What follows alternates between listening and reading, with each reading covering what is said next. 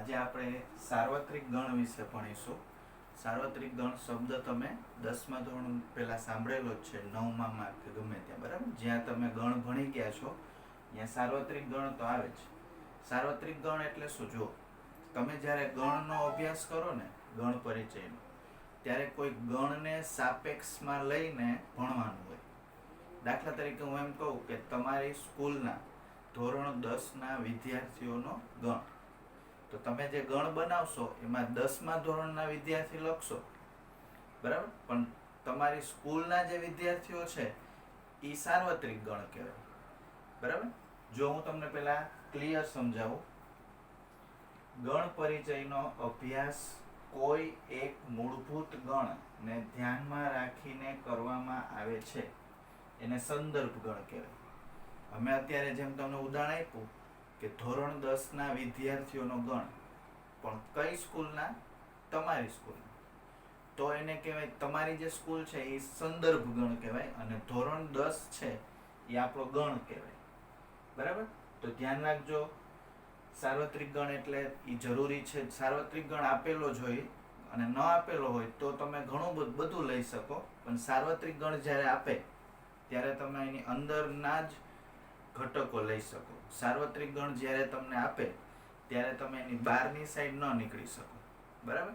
જેમ કે તમારી સ્કૂલના ધોરણ 9ના વિદ્યાર્થીઓનો ગણ, તો તમારી સ્કૂલની બહારે નથી જવાનું પછી, એટલે ધોરણ 9 તમારી શાળામાંથી જ લેવાનું. તો જો ગણ પરિચયનો અભ્યાસ કોઈ એક મૂળભૂત ગણ, એને સંદર્ભ ગણ તરીકે ઓળખવામાં આવે છે, એને ધ્યાનમાં રાખીને કરવામાં આવે છે, જેને સાર્વત્રિક ગણ કહે છે. સંકેતમાં કેપિટલ યુ, સંકેત તમને યાદ જ હશે. હવે એક વસ્તુ ખાસ કહી દઉં, તમને ગણનો કોઈ પણ દાખલો આપે તો એમાં યુ છે ને એ સૌથી મોટો ગણ હોય.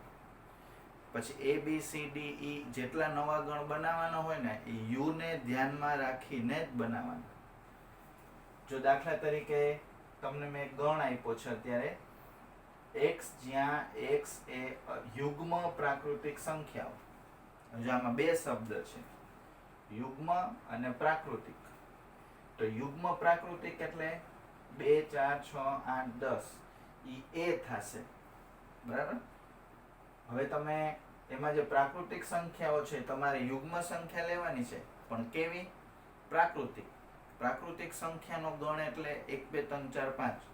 એટલે તમે આમાંથી જ યુગ્મ સંખ્યા લીધી, બરાબર. 2, 4, 6. તો યુ આ છે ને એ યુ થશે, સાર્વત્રિક ગણ, અને આ છે આપણો ગણ થશે. હવે જો આમાં મેં બીજું ઉદાહરણ આપ્યું હોત, x, જ્યાં x એ અયુગ્મ પ્રાકૃતિક સંખ્યાઓ, તો તમે 1, 3, 5, 7, 9 એમ લખત અને યુ તો આ જ થાય. જો હું અહીંયા એમ લખત, x એ યુગ્મ પૂર્ણાંક સંખ્યાઓનો ગણ. પૂર્ણાંક સંખ્યાઓમાં 0 આવી જાય, +-1 આવે, +-2 આવે, +-3 આવે, +-4 આવે. એટલે યુ શું થાય ખબર છે? જો હું અહીંયા પૂર્ણાંક લખું ને તો 0, +-1, +-2, +-3, અને યુગ્મ પૂર્ણાંક સંખ્યામાં પછી +-2 આવે, +-2, +-4, +-6. પણ મેં અહીંયા શું લખ્યું હોય? પૂર્ણાંક. હવે નીચેના ગણમાં સાર્વત્રિક ગણ ઓળખો. હવે મેં થોડા ગણ આપ્યા છે ઉદાહરણ, એમાં તમારે સાર્વત્રિક ગણ ઓળખવાના છે. ધારો કે x, જ્યાં x એ અયુગ્મ પ્રાકૃતિક સંખ્યાઓ, તો અયુગ્મ એમાં શું આવશે? 1, 3, 5, 7, 9 એવું બધું આવશે. પણ આ પ્રાકૃતિક સંખ્યાઓ છે એ તમારો યુ થશે, એટલે યુ થશે n. n માંથી જ અયુગ્મ સંખ્યા લેવાની છે. પછી મેં તમને બીજો ઉદાહરણ આપ્યું છે, x, જ્યાં x એ અંગ્રેજી મૂળાક્ષરોમાં આવતા સ્વર, તો એ શું થશે ખબર છે? AEIOU, એ. પણ યુ શું થશે? તો કે આખી ABCD. તમારે આની અંદરથી જ આ લેવાનું છે, એટલે આ યુ થશે, આ એ થશે. અને એક વસ્તુ ખાસ યાદ રાખજો, એ છે એ કોઈ દી યુની બારે નહીં હોય, એ હંમેશા યુની અંદર જ હશે. એટલે એ ઉપગણ યુ હંમેશા હશે ને હશે જ. સારું. પછી જો મેં ત્રીજું ઉદાહરણ મારા તરફથી, x જ્યાં x એ જે થી શરૂ થતા મહિનાઓનો ગણ, તો જાન્યુઆરી, જૂન અને જુલાઈ એ બી માં આવશે. પણ તમે આ મહિનાઓ શેમાંથી લીધા? તો કે જાન્યુઆરી, ફેબ્રુઆરી, માર્ચ, એપ્રિલ, મે, જૂન, ડિસેમ્બર. તો એ આ યુ થશે. આ તમારો ગણ બી થશે, આ તમારો ગણ યુ થશે. આનાથી 12 મહિનાથી મોટા કે વધારે તમે 13મો મહિનો આમાં એડ જ ના કરી શકો. એટલે યુ થી મોટું પછી કઈ હોય નહીં. હવે સી, ચોથો ગણ, x જ્યાં x² - 3x + 2 = 0, x belongs to n. તો પહેલા તમારે આના અવયવ પાડવાના. x² - 3x + 2 = 0, એના અવયવ, એમાં બે જવાબ આવશે. ઈ બે જવાબ તમે કેમાંથી જોઈને નક્કી કરવાના છે? n માંથી.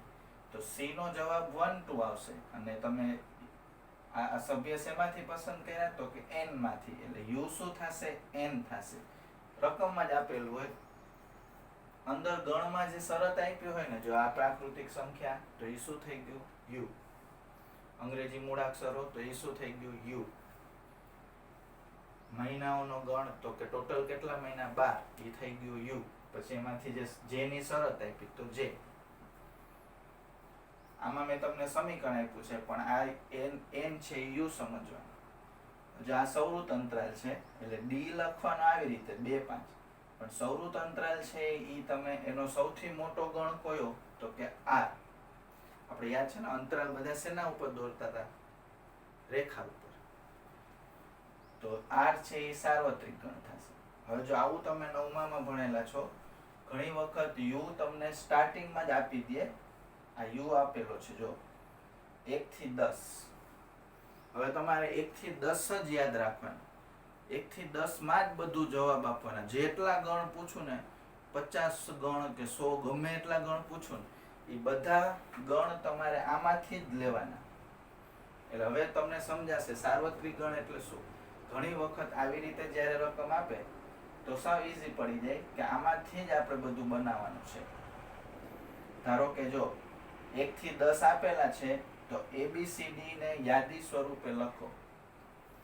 એમાં પહેલો ગણ છે x જ્યાં x યુગ્મ સંખ્યાઓ. જો મેં અહીંયા શું લખ્યું હતું?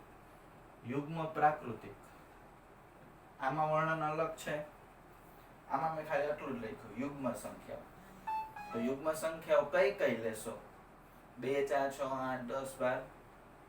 14, 12 ને 14 આવશે? નહીં આવે. શું કામ? આપણે અત્યારે 1 થી 10 જ લેવાનું છે. એટલે આવી રીતનો જે દાખલો હોય ને, એમાં તમને જે ગણ પરિચયની અભ્યાસ કરવો છે એ 1 થી 10 સુધી જ કરવાનો છે. તો એ શું થશે? x જ્યાં x એ યુગ્મ સંખ્યાઓ, 2 4 6 8 10. હવે x જ્યાં x એ 3 નો ગુણક. હવે 3 ના ગુણક તો ઘણા બધા થાય. 3 × 3 6 9 12 15 18 21 24. પણ આપણે 1 થી 10 સુધીમાં જ લેવાનું છે. એટલે 3 6 અને 9 સુધી જ આવશે. હવે જો x જ્યાં x એ અયુગ્મ સંખ્યા. અયુગ્મ સંખ્યા ઘણી બધી છે, પણ 1 થી 10 માં જે આવતી હોય એ જ પસંદ કરવાની. 1 3 5 7 9. પછી d માં લખ્યું છે અવિભાજ્ય સંખ્યા. તો u માં જે અવિભાજ્ય સંખ્યા હોય એ જ લેવાની, નહીતર તો u નો કઈ મતલબ નથી. તમે ગમે એ ન લઈ શકો. જો અયુગ્મ અવિભાજ્ય સંખ્યા કેટલી છે? અવિભાજ્ય 1 2 3 5 7. હવે એમ પૂછું અયુગ્મ અવિભાજ્ય સંખ્યા, તો ખાલી શું આવશે? અયુગ્મ હોય અને અવિભાજ્ય હોય. સોરી, આમાં એક ના આવે, એ મારી ભૂલ છે. 2 જ આવશે. એક તો અવિભાજ્ય ગણાય જ નહીં. એ છે મારી ભૂલ થઈ ગઈ. x જ્યાં x શું છે? અવિભાજ્ય સંખ્યા. તો 2 3 5 7. હવે આવા ઘણા બધા પ્રશ્નો પૂછી શકો. યુગ્મ અવિભાજ્ય સંખ્યા, તો ખાલી 2. હવે બધું તમને 9માં 10માં ધોરણના લેવલનું છે. તો આ થઈ ગયું સાર્વત્રિક ગણની અગત્યતા, કે સાર્વત્રિક ગણ જરૂરી છે. ચાલો જો 1.3 નો 8મો દાખલો. નીચેના વિધાનો માટે તમે કયા ગણને સાર્વત્રિક ગણ તરીકે પસંદ કરશો? આ બે ગણ આપ્યા છે. કાટકોણ ત્રિકોણનો ગણ અને સમદ્વિભુજ ત્રિકોણોનો ગણ. તો એવો ગણ પસંદ કરો જેમાં આ બે આવી જતું હોય. તો આપણે સમતલના બધા ત્રિકોણ લઈ લેશું. x જ્યાં x એ આ જ સમતલમાં આવેલા ત્રિકોણ. હજી જો એવું નથી કે આ જ લેવાય, તમે આ બેના નામ રાખો તો હાલે. ધારો કે હું આમ બોલું, x જ્યાં x એ આ જ સમતલમાં આવેલા કાટકોણ ત્રિકોણ અને સમદ્વિભુજ ત્રિકોણોનો ગણ. તો એ બે આવી જશે. એ હાલશે, આ હાલશે, ઘણું બધું લઈ શકો. જો આ વસ્તુ સમજવા માટે હવે મેં ચોખવટ કરી છે ઉદાહરણની. એમટી એટલે મારા તરફથી. એમટી નું ફૂલ ફોર્મ શું થાય? મારા તરફથી. હું ઘણી વાર લખીશ. જો મેં 4 ગણ આપ્યા છે, 1 2 3 3 4 5 5 6 7 7 8 9. ABCD માં શું આપ્યું છે? 1 2 3 3 4 5 5 6 7 7 8 9. તો હું 1 થી 9 લઉં ને, 1 થી 9 તોય ચાલે. તમે કહો સર અમારે 1 થી 10 લેવું તોય વાંધો નહીં. પણ આ બધા સભ્યો આવી જવા જોઈએ. આમાંથી કોઈ રહી ન જવું જોઈએ. સમજાઈશ મારી વાત? જો આમાંથી કોઈ રહી જાય તો તકલીફ પડે. તમે આમ ન લઈ શકો કે u બરાબર 2 3 4 5 6 7 8 9 10. તો જો એક રહી ગયું એટલે આ બધા સભ્યો તો અંદર આવી જ જવા જોઈએ. બરાબર? હવે 1.3 નો નવમો, a બરાબર 1 3 5, b બરાબર 2 4 6, c બરાબર 0 2 4 6 8. તો એવો સાર્વત્રિક ગણ આ ચાર માંથી કયો છે જે આમાં લાગુ પડે?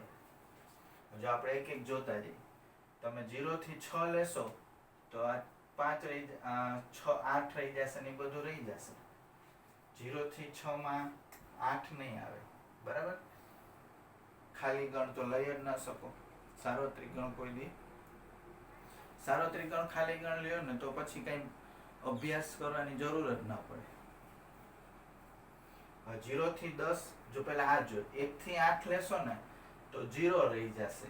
આમાં 0 નથી, આમાં 8 નથી એટલે ન લઈ શકો. ખાલી ગણ તો આમે ન લઈ શકી. આમાં 0 નથી એટલે તમે લઈ ન શકો u. તો શું લેશું? u આપણે કયો? આને u લેશું. આ દાખલા આ 3 ગણ માટે અત્યારે જે તમને મેં 4 ગણ આપ્યા છે ને એમાં u કોણ થશે? તો કે c. u તમે મોટું તો ગમે એટલું લઈ શકો પણ આપણે જરૂરી હોય એટલું લ્યો તોય ચાલે. બરાબર? જો હવે વેન આકૃતિની વાત કરીએ. એ ધોરણ 8 અને 9 માં ભણેલા છો. વેન આકૃતિ ગણ પરિચયનો અભ્યાસ ઘણી વખત આકૃતિ દ્વારા પણ કરી શકાય છે. એટલે ગણ પરિચયનો અભ્યાસ આકૃતિ દ્વારા ઘણીવાર કરી શકે. તો ઈ જે આકૃતિઓ છે એને ગણની ભાષામાં વેન આકૃતિ તરીકે ઓળખવામાં આવે છે. વેન આકૃતિ દોરવા માટે નીચેના મુદ્દા યાદ રાખવાના. સાર્વત્રિક ગણને ચોરસ અથવા લંબચોરસ વડે દર્શાવીશું. જુઓ,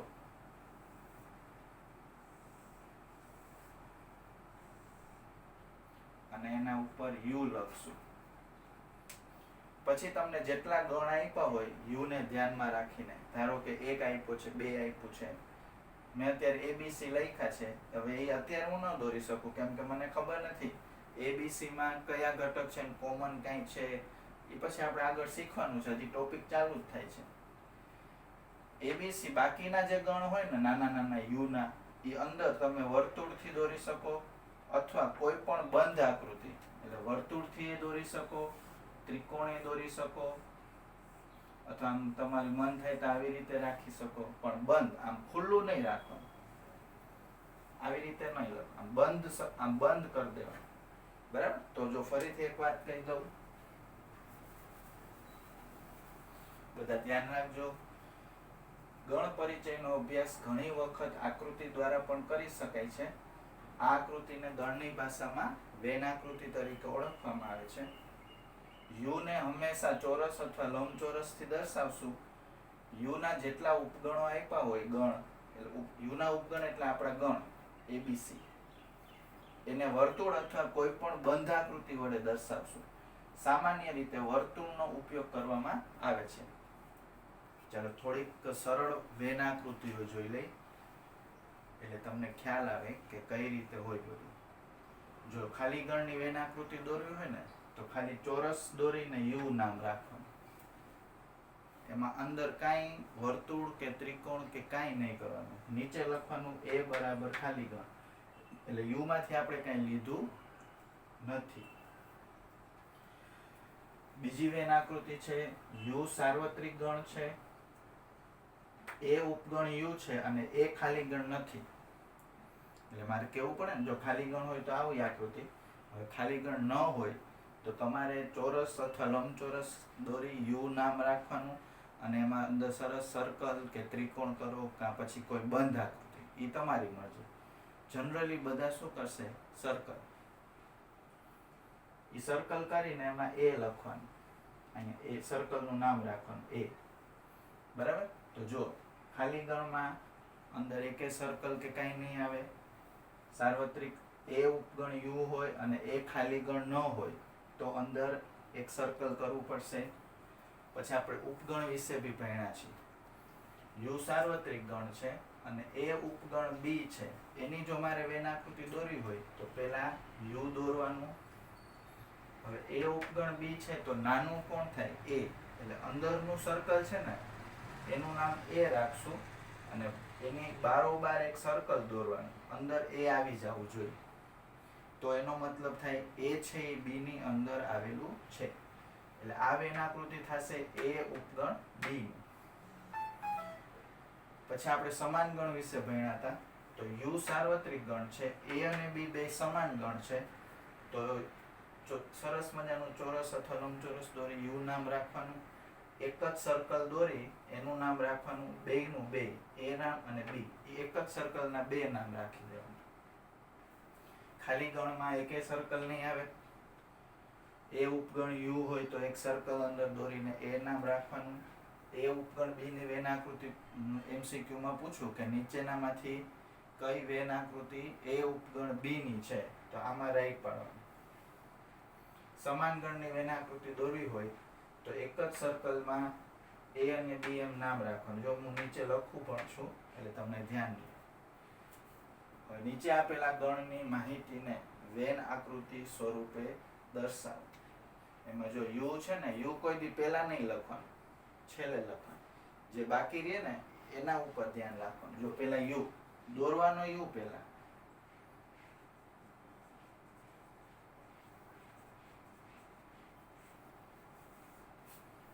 ત્રણ સર્કલ દોરવાના છે એટલે થોડુંક મોટું 3 સર્કલ આવશે. હવે ધ્યાનથી જો, પેલા જોઈ લો, કઈ કોમન હોય ને તો ધ્યાન રાખવું પડશે. જો એ અને બી માં 2 ને 3 છે, મેં એવી રીતે રાખ્યું છે.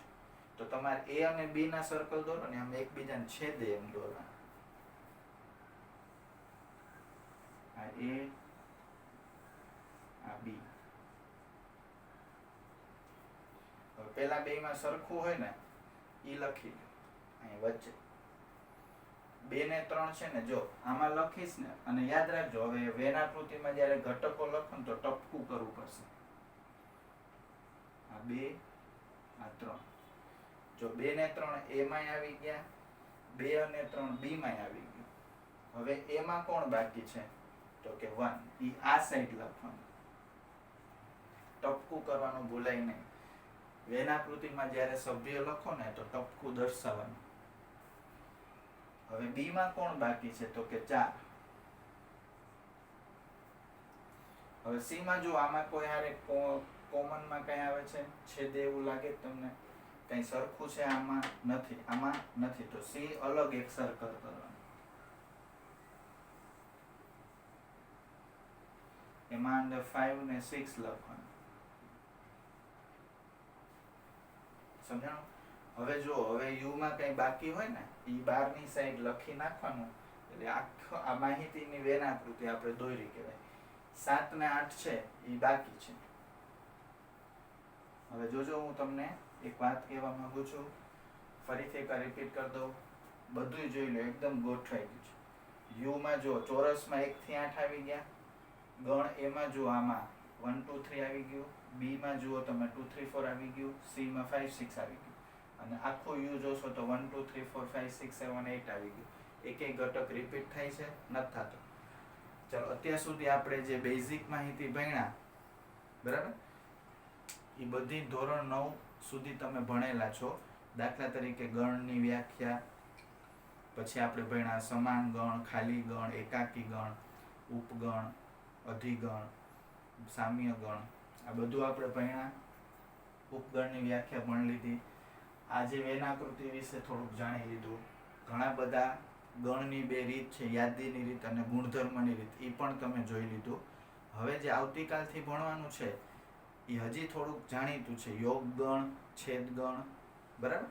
હવે એક ખાસ વાત યાદ રાખજો, આ ચેપ્ટરમાં આપણે જરૂરી વસ્તુ છે ને પેલા ભણી લેશું ખાસ. તો અમુક ઘણા ટોપિક એવા છે જે સાવ નોન યુઝ છે, એ પછી આપણે જોશું, શાંતિથી કરી લેશું. અત્યારે ખાસ આપણે વેનાકૃતિ વિશે સમજાઈ ગયું બધાને. હવે કાલથી ચાલુ કરશું યોગ ગણ, છેદ ગણ, તફાવત ગણ, એના દાખલા વગેરે વગેરે.